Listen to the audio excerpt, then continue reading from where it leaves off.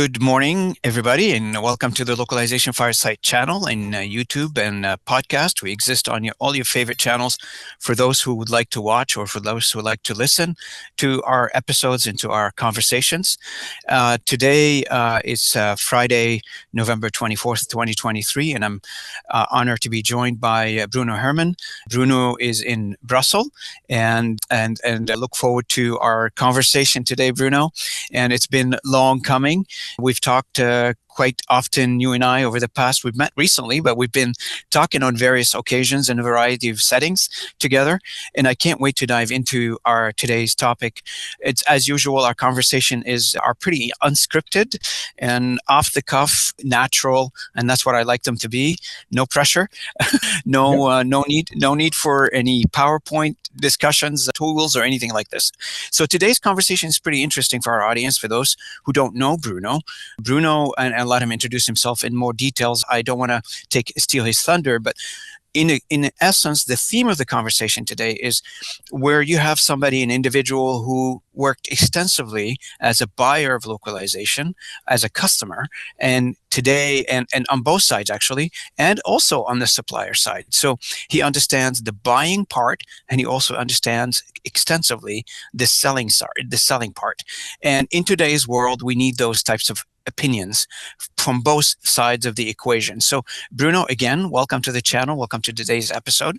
I really appreciate you having you with us today. And if you don't mind, for the audience, introducing yourself, Bruno, in your own words. Absolutely. Thanks again for having me, Robin. It's a pleasure to have this conversation on Friday afternoon for me. Perfect way to end the week. And as you said, I've been around in this industry for quite a long time now, 30 years. 30 years this year. And I've been working, I started actually on the supplier side as a linguist and as a project manager myself. And then after a few years, I moved to the client side or the buyer side of the industry, working for some big multinationals in the technology, market research, and life science industries. And indeed, I'm probably a bit special as a buyer, because when I was working on the buyer side, what some people call the buyer side, I was actually juggling the buyer and the supplier sides. It means that I was officially working in a company buying localization services, but at the same time, that company was also selling localization services. So my teams were doing both, which was very exciting, I have to say, and very unusual. I'm not sure if I'm the only one, probably not, but I know people usually are on one side or the other, but actually I was on both. So it made me have a good, I would say, overview of the industry. And also it explains why today I'm a consultant working with some organizations, small organizations, startups, but also some multinationals, because first of all, I understand both sides. And also I've been always trying the best I could to make those two sides work together. Because I know sometimes there is a feeling of a lack of alignment between the suppliers and the buyers. And so some suppliers are saying that, they don't win business from their buyers because, they didn't understand something. And on the buyer side, they said that they cannot find the right supplier because those suppliers are not understanding their business issues. So I'm trying to really make those two words understand each other and also work together. So that's why today I'm an executive advisor and a strategic consultant. Executive because localization needs to be at the executive level, and strategic because content operations are very strategic. So yeah, I put those two words in my title. Absolutely. So let me unpack, if you don't mind, some of the items that you've mentioned in your introduction. Short questions. Are you independent? Do you work for somebody else? How does that work for you? So right now I'm independent. So I'm working, as a consultant in different capacities. There are engagements regarding audits. There are engagements regarding, actually decision-making services. So just to help people improve their operations or organizations or improve. So I'm working with organizations which are either global already or that are already globalizing themselves. And so it means that I'm working with executives, C-level usually, or just below the C-level, to make sure that they understand the strategic nature of content operations and specifically the strategic nature of localization. So, but I'm seen as an independent, so I'm not tied to any organization. And you work on the buyer side and the supplier side still, right? That is correct, Seth. Absolutely. Now, you mentioned something very interesting, which is I've not because, I always struggled with that, is because when you say, having executive discussions with the buyer side regarding localization or translation, however you want to call it, I always found, yes, there are willingness to understand, there are willingness to have a conversation, but the attention span for localization is short at that level. And depending on the size of the organization. I'm not saying that to be negative, not at all. Everybody's got their priorities, everybody's got their list of things that they need to worry about. And I would assume, based on some conversation that I've had in the past, I can't wait to hear your feedback, is that localization sits somewhere toward the bottom of priorities. If you were a large pharmaceutical company, right? Or if you were a large industrial firm. I'm waiting to hear from you. So how do you take this from being at the lower side of things from a priority for an executive to elevate it to the top of their food chain, if you will? That's a great question. And that's my daily bread, as you just mentioned. I think, this sort of picture that you just described is coming from what I called in my introduction a lack of alignment between suppliers and buyers. Indeed, if you are a buyer, if you are an LSP today, and if you want to sort of win some business with an organization, regardless of the size, can be a startup or a multinational, when you are going to present your offering, you are going to present you are going to introduce your services, what you can do with your people, with your technology, etc. And actually, many buyers, if not most buyers, actually will see that as one of the other commodities that they have to buy. And obviously, some of these buyers are procurement people or middle managers, and they see that as one of the pieces of their puzzle. And they don't elevate localization to the strategic level, because the strategic level is translation localization, or has to see translation localization in a very different way, which is what I said before, strategic way, which is not just something to indeed transaction some files between the supplier and buyer. I sent you 10 files, you send me 10 files back in German, French, and Spanish, which is what I call the commodity or the very transactional way. The strategic way of considering translation localization is to insert them, is to embed. I use the word embed them in the supply chain. That is a strategic asset in any company. Translation localization alone are not going to be strategic enough. If you embed translation localization in a content supply chain of any organization, because all organizations have at least one supply chain of content, right? Creation to delivery. There are a number of steps, including translation localization, but in addition to UX, in addition to testing, in addition to design, so you have a number of roles and responsibilities in this supply chain.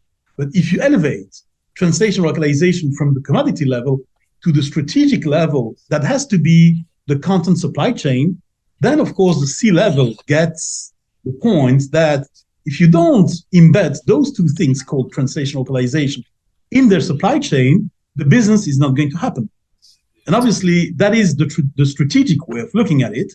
But unfortunately, I have to say that in my career, I've not heard so many LSPs considering this strategic approach for translation localization, not just because they were not talking to the C-level, but because simply they were not using the language of the company. So do you connect the dots between the total spend for a large organization on an item like translation versus buying real estate or buying any other types of ingredients for their business, whereby, localization, as everybody knows, sits at the bottom of that spend list for any organization?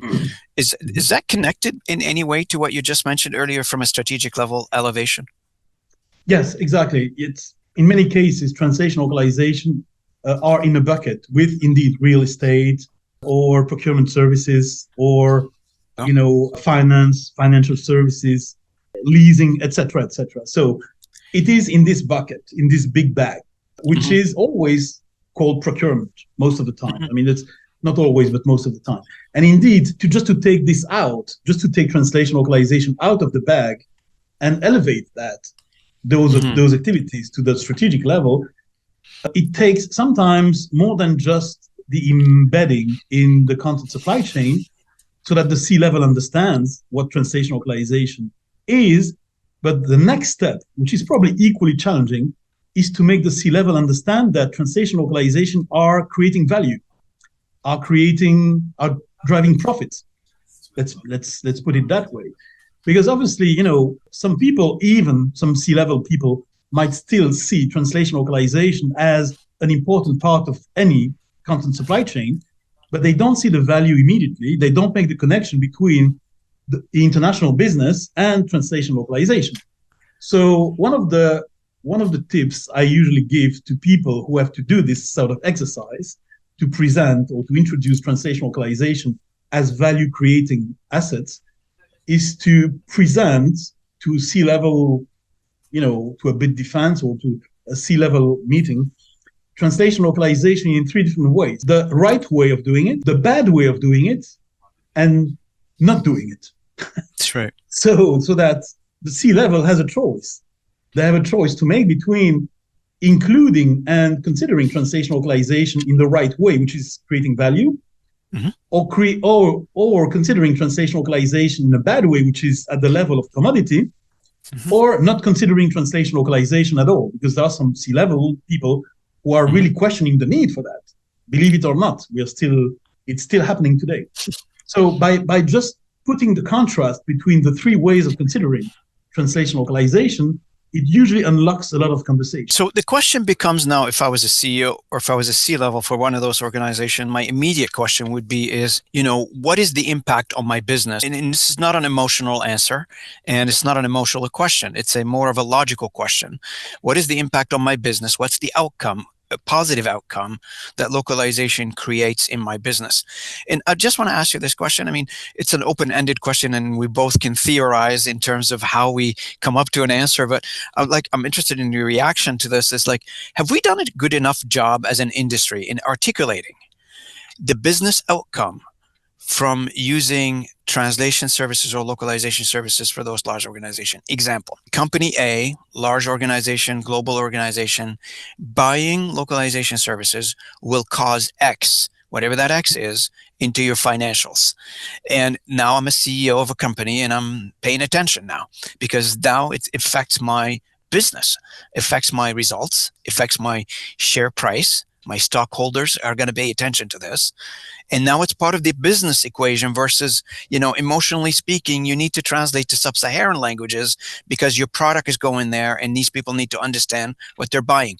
That's what the localization industry, in my opinion, has been pegging that entire sales approach on: demographic connections, interconnectivity between people don't speak the language that they need to consume products and services, which in theory they need to understand which is fine. But as a CEO now, the audience has changed. As a CEO, I need to understand it from numbers, positive impact on my business, and how does it solve my business problems? And I don't know if we've done enough job articulating that business side of it.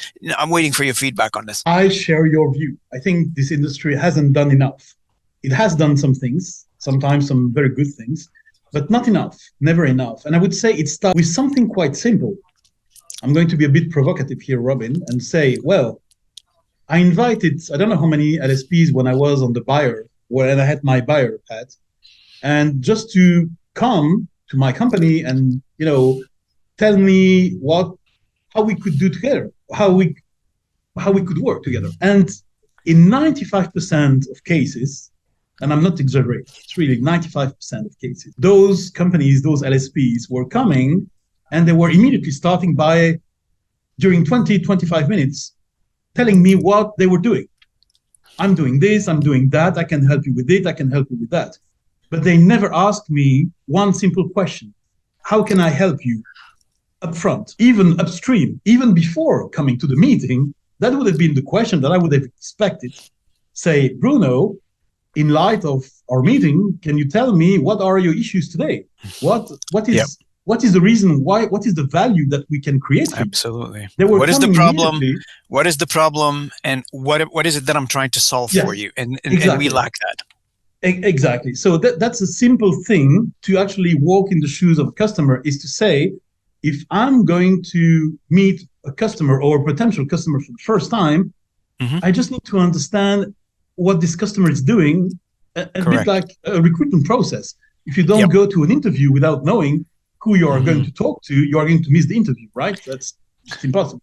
So I would say that's the first issue. The second issue is that if some companies are successful in walking in the shoes of a customer, so let's assume that I'm heading an LSP that has convinced the client that there is an opportunity, there is a business opportunity for the both of us. There is still another issue that is coming up later, which is, to your point, which is to demonstrate the value.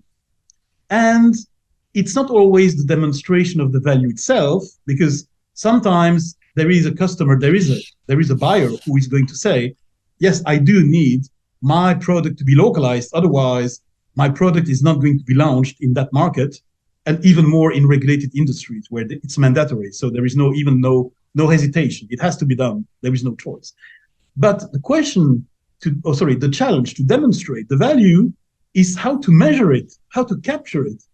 Because it's not just a matter of, yeah, if my product is not localized, it's not going to be launched in that market. It is, if it's localized, how can I make sure that it's still creating value? Because it's not because I'm launching a product in France or in Germany in the right language that it's going to create value automatically. It's going to be on the marketplace, but there will be other products. Hmm. My competitors will be on the same market. So how can I measure the value for me as a business, not just for me as a producer or as a creator of products, but and then that's where it comes. It's a mix of sales and marketing effectiveness numbers, like sales, like engagements, like number of calls to call centers, etc. And then the other part of the mix is what I call, well, it's not just me, but what is called usually experiential metrics. What is the actual customer experience? Is it good? Is it bad? How is it different versus my competitors? So you have a whole list of KPIs, and these KPIs should not be discussed at the end.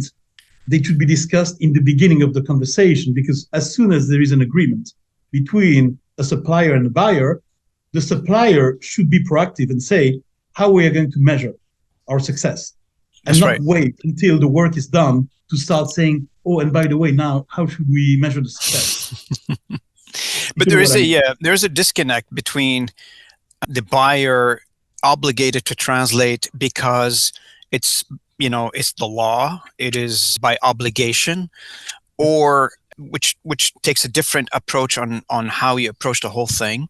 And the second thing is I'm translating or I'm localizing because of commercial reasons, revenue increase, as you said, customer sats, customer experience, all that stuff can be measured. And Yeah. as we describe this topic, I can't help to not notice that there is perhaps a room for, and you and I participated in a knowledge-based panel that we've discussed together on a different episode on this channel, where, for instance, the learning industry, after we put together a learning curriculum or content or whatever you want to call it, there is level 1, level 2, level 3, and level 4 measurements of the performance of that learning module that we've launched. And I'm so surprised till now, it's very rudimentary how we measure the localization output. We measure it by quality, and the quality is measured by various ways. Is the customer satisfied with it? The user satisfied with it? Yeah, that's good enough for the localization firm in a lot of cases, right? But how did we achieve the outcome? And there's a lot of people talking now about, I'd like to get your take on that one, on content performance measurement. Mm-hmm. So after I localized something, there is ways now to measure the performance of this content. Did it achieve what it's supposed to achieve? Now, I'm not talking about all content. If you're just translating a user manual to put on a shelf somewhere because the law has obligated you to do that. That's different than, marketing material. Did I generate enough leads off of my website? Did I resolve enough customer issues using the localization tools, etc.? What's your thoughts on that custom content performance, if you will? That's another very, very good question. First of all, years ago, I stopped using the word quality. And I even stopped using the word performance. It sounds provocative, but the reason is because I found a much better word to describe and to define what should be measured. This is called effectiveness. I called content effectiveness measurement. Why effectiveness? Because for me, and it's not just for me, I think if you ask people, you translate content, you localize a product, it means that this content, this product has a job to do, which is to be sold. Simple as that, right? That's right. That's the job of the content. It's not, as you said, you don't translate, well, in some cases you do, but usually you don't translate a user guide to be put on a shelf and not to be used by anyone. Mm-hmm. Usually when you localize content, when you localize product, when you localize services, it is because it's going to be a sale. Well, multiple sales, hopefully. Mm-hmm. So I think that effectiveness is because and translation have a job to do. And the job is to indeed create, well, first of all, is to make an impression, is to make, an impact, and it's to make an imprint. That's the marketing concept of, the sales journey. Is first to reach out, and then to convince, to resonate, and finally to create a reaction. And I think that's the job of the content that is localized. So based on this sort of sales journey or sales, it's easier to start looking at the steps, as I said, between, impression, impact, and imprint, and say, okay, what are the KPIs at each stage? What should we do? Because to your point, you don't translate a user guide for the same reason as you localize a product. You translate a sales guide because you hope that obviously it's going to be used with a product and by the users of that product, but you localize the product because that's going to generate the sale. That's going to generate the actual reaction of the sale. So there might be different between translating a KPI, translating a manual, and localizing a product, because the objective is going to be quite different in the curve or in the cycle. So I would say that what is lacking for me sometimes, and that's what I'm happy to help clients with that now, is to define in their supply chain, in their customer journey, where the KPIs for translation localization will make the most impact. Because indeed, it cannot just be, the number of sales. Number of sales is great. But of course, in many markets, there is a lot of competition. So why should my product, which is localized, why should it be better? Why should it be more impactful than my competitors? And the difference between, you made a very good point about, the sort of mindset between organizations having to translate, like regulated industries, like life science, finance, legal, and the other industries that are not forced, but they are forced by their clients, actually, because, I always remember that sentence that I heard in my business school, which is that, some people need low prices, but some people prefer low prices. And it means that even if you are rich, you would prefer low prices because you keep some money in your pocket. So I would say that even if you don't need to translate, if you don't need to localize, there will still be a competitive advantage, because people will prefer your product that is in Germany, rather than to the product. I mean, instead of the product of your competitor that is going to be in bad German or in no German. And that's the difference. That's the contrast between, as I said, the contrast between right, wrong, and no localization. Absolutely. And, one of the things that, in a diverse industry as we are, and what I mean by diverse is we cover many topics of localization and every topic under the sun, basically. And at the same time, when we're talking about measurement, you're talking about something specific. When, anything that has to do with measurement, it has to be specific. It has to be scientific. It has to lead to some better outcome of improving the process, improving. So I'm feeling here that there is an idea that you and I just came up with today on this episode of an ISO standard, perhaps down the road, to detail or to work around how do we measure outcome? And because we have a lot of quality standards on, the number of errors per thousand, et cetera. So the error, and you mentioned the quality issues, the quality in terms of, we're going to stop talking about quality and figuring out, did the content achieve what it's supposed to achieve? And that's a shift. That's a major shift. And you and I were being like, if somebody from our ISO standard listens to this conversation today, they probably put us on the, big list here, but we apologize ahead of time if we're really thinking outside the box a little bit here by saying maybe the measurement needs to be around, what is the content doing after it has been translated? Is it improving things or not improving things? And I'm sure there's many ways to measure that. Absolutely. And effectiveness should be really, deserves for me an ISO standard. It's been in my dreams or my hopes for quite some time that, in terms of certification, and that's the case in other industries, Robin, that's the trick here. There are other industries where you have other ISO standards which are effectiveness oriented, but not in the localization industry. Very strange, very strange. And if we go back to, I've, similar to you, I've been around for many years. I just celebrated my 20th year in the anniversary in the industry. And, every conversation I've had is around quality, has been centered around, is this word accurate or not accurate? I prefer different words.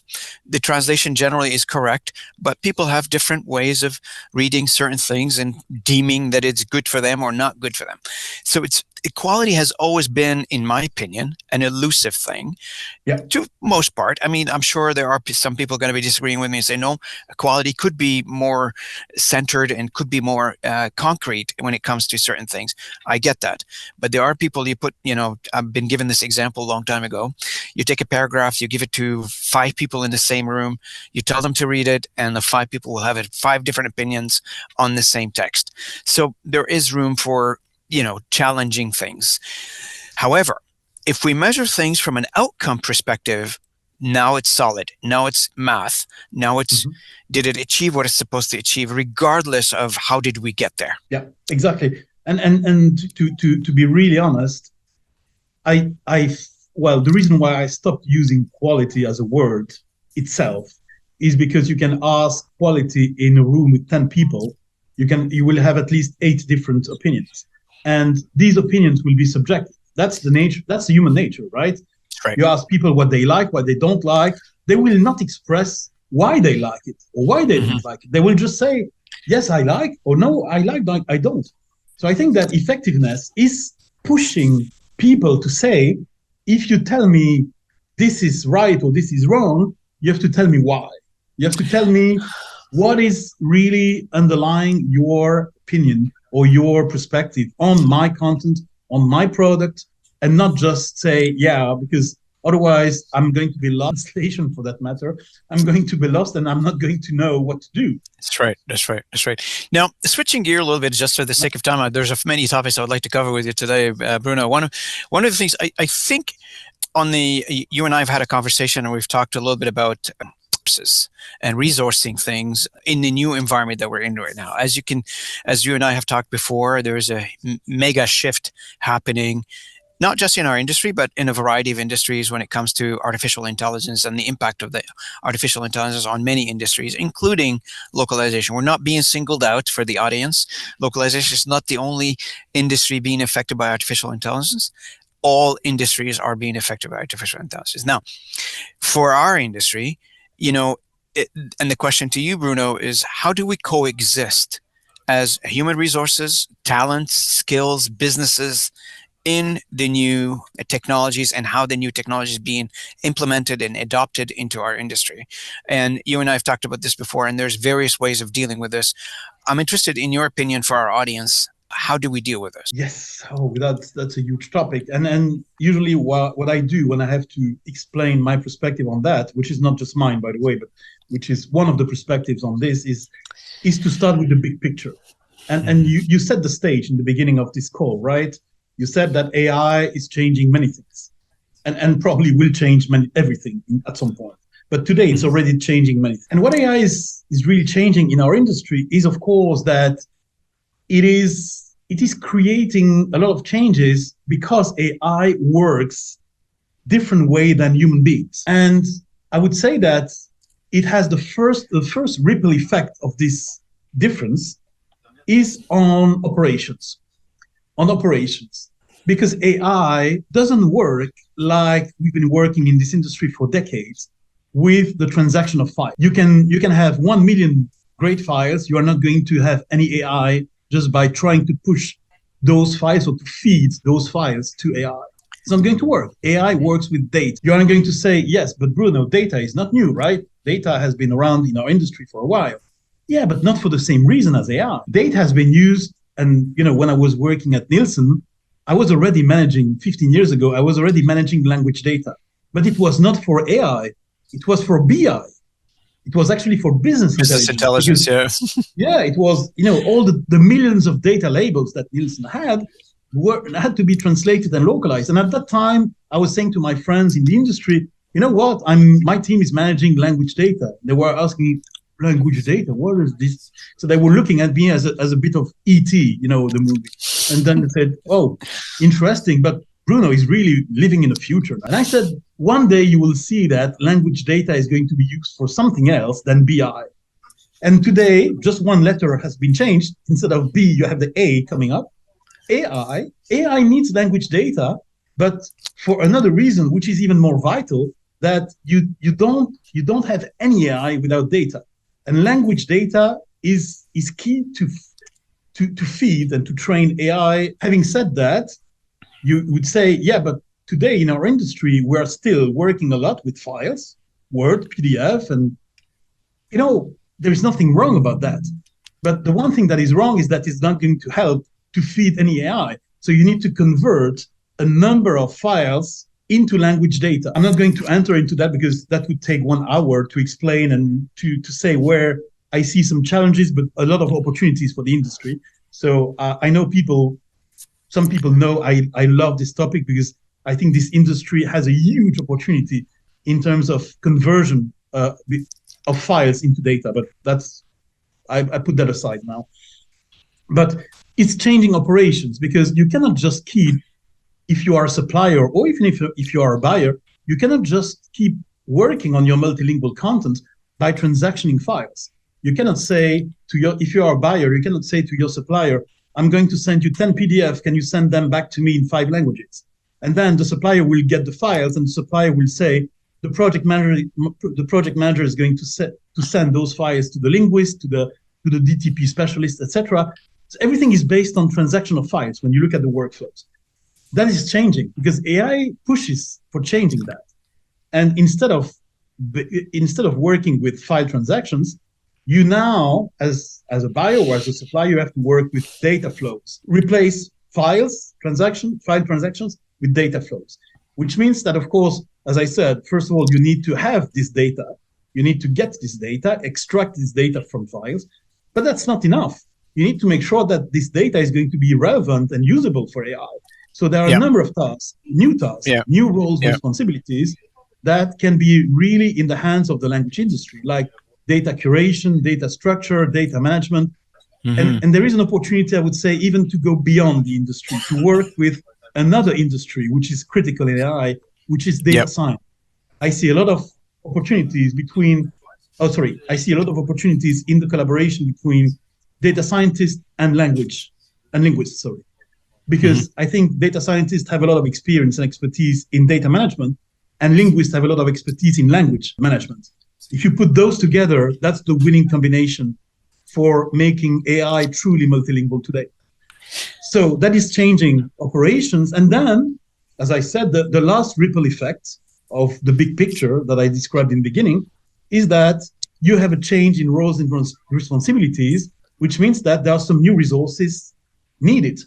So there will be for some time, maybe for another couple of years, there will be a need for post editors and translators, but then there will be a growing need for data taggers, data annotators, data curators. And these can be very nice roles, value-adding roles for linguists. Some of them will want to get there. Some of them will not want to get there just because like for post editing, some people wanted to become post editors. Some people didn't want to become post editors. So there will be a choice to make. But as a leader in the organization, in operations, for instance, the challenge will be to have the right people with the right tasks. And that will mean, of course, to recycle some people, but also to have to recruit some new people. So so the ripple effect, starting with AI, the first ripple effect on operations, and as a result, the second ripple effect on resources. Yeah, absolutely. And, you bring up a very good point in terms of how we, as an industry, absorb this technology and work with this technology, and how it evolves on an individual basis, on a business level basis, on our customers' levels, etc. So there are still, as we cross the bridge of ingesting this technology into our world, there are so many obstacles that we still need to solve that hasn't been solved yet. And one of them comes to mind is the idea of integrating all these repositories of data and making sense of all these streams of data to a unified way that a localization firm can make sense of it all. As you know, there's maybe 13,000 content management systems out there. Each one of them has its own protocol. Each one of them has its own set of, criteria of how you parse data to it, etc. So data topic is pretty interesting, and I love talking about data. Part of my world back in the days, I was working with data in one of my career. I was a DBA for another company. So it's very interesting, passionate topic to be talking about. But having said all this, to make sense of all this data and all this technology and all the roles changing, etc., do you feel like, I feel it in my mind, our psyche as an industry, we are torn between two, I want to say, polar opposites. One is one large population of our industry still want to, avoid what they call the nightmare of technology coming in, and the other, more of avant-garde, if you will, portion or part of our industry from a population perspective are embracing it, are running toward it. They want to bring it in, and they want to work with it, play with it, and see what it does and what can we do with it. So who wins at the end? I was reminded at the end of, there was a conference not too long ago, I won't name any names here, where it was attended by a large population of translators, and the speaker mentioned something about, don't worry, AI is not going to do anything, and you guys are going to be doing very well, don't worry. And the applause in the audience was so big, but I don't know if they're delaying the inevitable. And do you agree with my analogy on the two psyche of the industry going on? I do. I really do. I absolutely do. I think that you're absolutely right that there is right now, because we are in the beginning of the journey with AI, right? We see every day that AI is not perfect yet. And, there are some new versions of ChatGPT, and the AI world is really bubbling at the moment. It's really, there are some things really moving fast. There are some things moving slowly. And of course, there is a difference between the part of the world where you are. If it's in Europe, everybody thinks about regulation. If it's the US, everybody thinks about business. So anyway, so the AI world being so diverse, we are just in the beginning of the journey. So we are still in what the sort of the gurus would call the transformation period. And then after the transformation period will come the adoption period. And I would say that indeed there are really two groups of people now, two groups of, I would say, audiences. And I think the first group, as you said, who is scared, who is skeptical about this technology change gamer, is just looking at the challenges or the issues. And the second group that is embracing this technology game changer is looking at the opportunity. So it's like in life in general, there are people who are seeing an opportunity in every issue, or there are some people seeing an issue in every opportunity. So there will be two groups of people during some time, because we are in this transformation period. And, when I was presenting at LocWorld recently, I had a slide on what I consider today as the model of operations for the next, let's say, 6 months. I don't go further than that, because you never know what can happen after 6 months. But it was on my slide, I wanted to show that today we have an operational model, which is, as I said, based on file transaction. So the usual technology, TMS, CAT tool, and file transaction. Yep. But at the same time, on my slide, I was saying that it was not, this one or the other one. It was this one and the other one, because the other one being, the AI workflow, the AI powered workflow, where everything that is related to content operations is no longer based on files, is no longer based on it's based on data services, it's based on content services, which you don't need when you work in the previous model. And these two models are going to live together for a while. In I would say certainly in large organizations, because large organizations are big machines, and you don't change things very easily in multinationals. I know what I'm talking about here. And so maybe for a startup, the choice will be easier, because a startup can adopt immediately, the AI powered operational model. But this during this transition, there will be two models living side by side, I would say. But at some point, just like you said, there will be a choice to make.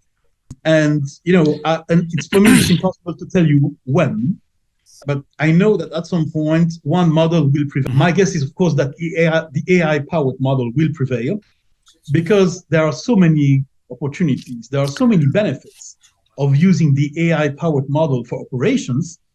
Then decision makers, so the people who are signing the contracts, who are spending the money, they will go for that model, because they will see all the benefits in terms of technology, and they will see all the benefits in terms of people management. So that will drive their decision, and that will also drive the I would say the prevailing model. The agenda. Yeah. So I just for, this is what my next point is, probably that will take us to another full 1 hour episode together, but I'm going to throw it out there anyway. For suppliers in our industry, I guess the struggle right now in that whole 100,000 foot level kind of thinking toward where we sit in technology is balancing revenue generation. So I am going to adopt technology that's kind of cut into my revenue, and I have no choice, because sometimes my customers are asking me for it, right? So this is the general thinking where people are. Or should I continue pushing that back for the sake of retaining some of my old revenue? Now, I know the wisdom says technology is coming, regardless of what we say we are doing or not doing. We're not being the one who is gatekeeping it anymore. The genie's out of the bottle. Customers know about it. Everybody knows about it. It's available to people for free. We either get on board or don't get on board, right? So that's the question. And the wisdom would say, if you're ahead of the game, if you are the one as a supplier educating, helping, supporting, and promoting, then you're not the one who's going to be following this, and you won't be viewed as you just catching up now. So what's your view on balancing revenue between, we're not the only one, by the way, for the audience. We're not the only industry that struggled with this. The printing industry went through this. Telecom went through this.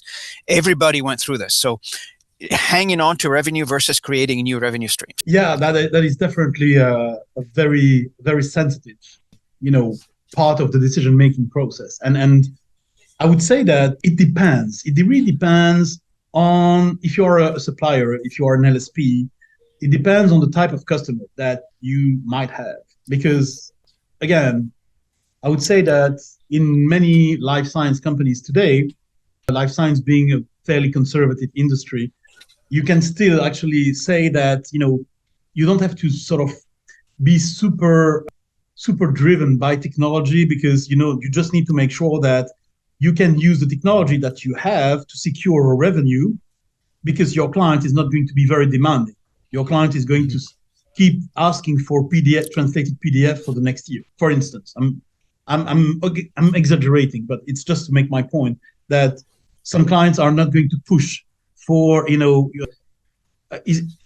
clients are not going to create challenges in terms of choice between technology and revenue.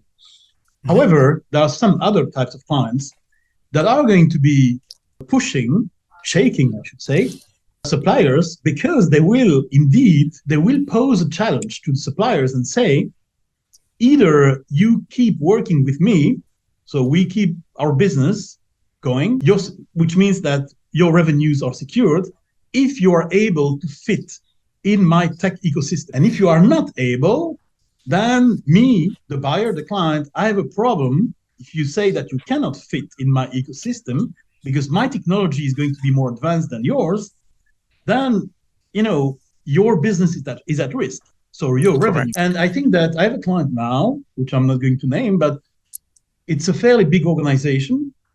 And they ask their suppliers, their language services suppliers, to, as part of their RFPs, very interesting, not just to talk about quality and, the processes, everything that you find, of course, in RFPs, but now they include in their RFPs the capabilities and the capacity for their suppliers to fit in their ecosystem, because that client, the client of mine, but that organization has a very, I would say, not very, fairly sophisticated ecosystem. So it's not just a pile of different tools and systems. It is well organized in an ecosystem, and this ecosystem is really driving the whole content operations of this organization.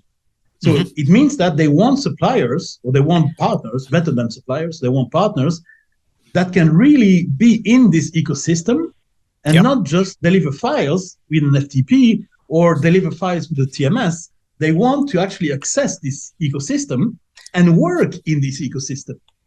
And you know what? You bring a very good point, Bruno. I'm sorry, we're running out of time here, but you really bring a very good point, because what you just described, being part of that ecosystem for the customer, is what is the biggest hopes and desires for every business person, to be in that position to connect with customers. Because the last thing you want to be, and that's the fault of them since 30 years ago when this industry got really starting to flourish, is we started as a professional organization like any other professional industry, and then we started commoditizing ourselves to a transactional models, right?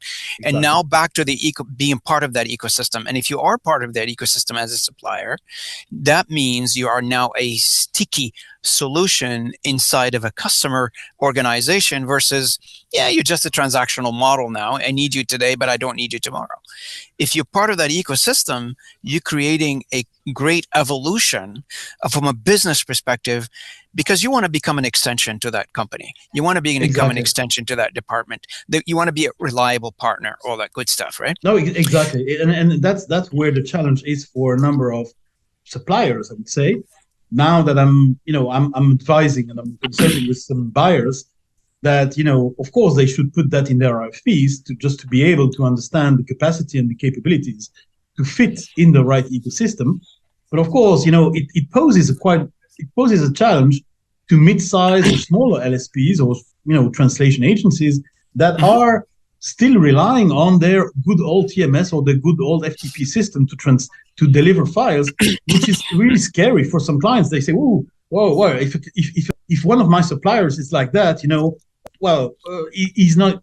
First of all, it's not going to be, to your point, it's not going to be embedded in the ecosystem. But even worse than that, because my supplier will not fit in my ecosystem, it will create some cost on my side, me. So it's even worse. Absolutely. Hey, Bruno, look, I just want to summarize to our audience here a couple of points here, because we brought up some gems in our conversation today, and I hope people took notes of that. And just in summary, if you're a supplier talking to a customer, please make sure you're solving a business problem. If you are a supplier also hoping to do business with a customer of any of your customer base, let's hope that you are aiming to become part of their ecosystem. And if you are also a supplier wants to do with a business with a customer, make sure that you're up to speed on all the tech and how does that fit in the customer's platform and the customer's models. And if you are a customer wants to do business with a supplier, look for those suppliers who are solving your problem. It's vice versa.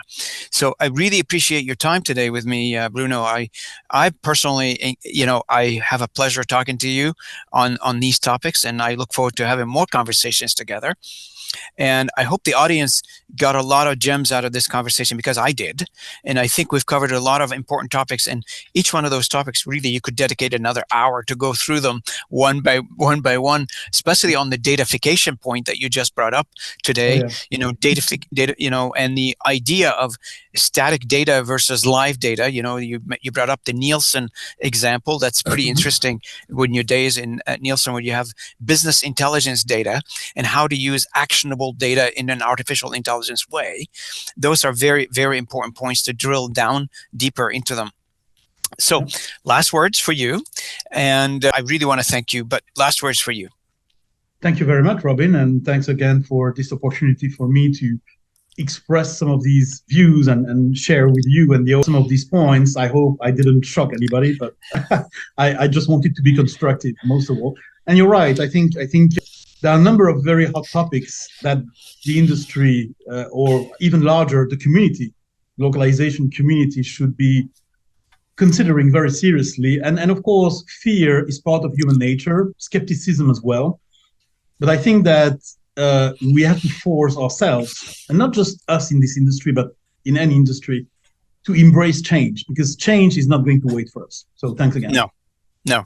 Thank you, Bruno, for joining me this morning, and thanks in this afternoon in Brussels. Thank you very much for coming online and spending the time with us. I really appreciate it. For our audience, thank you so much for listening into another episode. I really appreciate it.